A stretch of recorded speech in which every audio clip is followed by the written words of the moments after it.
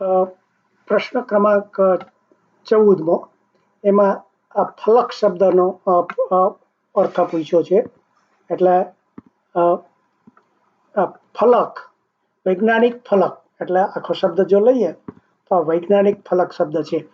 તો પેલા આપણે આનું આખું વાક્ય વાંચીએ અને પછી એ શબ્દ વાક્યના અનુસંધાનમાં સમજાશે.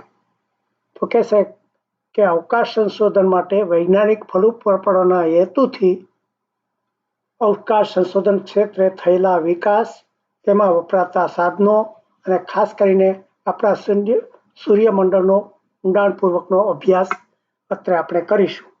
એટલે અવકાશ સંશોધન માટે વૈજ્ઞાનિક ફલક પૂરું પાડવું એટલે શું કે આકાશનું જે સંશોધન કરીએ એના માટે આપણે એ પણ એક વિજ્ઞાનનો ભાગ જ છે. એટલે આપણે એમ કહીએ કે ફલક એટલે ક્ષેત્ર. આપેલો ખાલી એનો શબ્દનો અર્થ હું કહી જાઉં. એટલે વૈજ્ઞાનિક ફલક એટલે વૈજ્ઞાનિક ક્ષેત્ર. એટલે વૈજ્ઞાનિક ક્ષેત્ર, ફલક એટલે ક્ષેત્ર.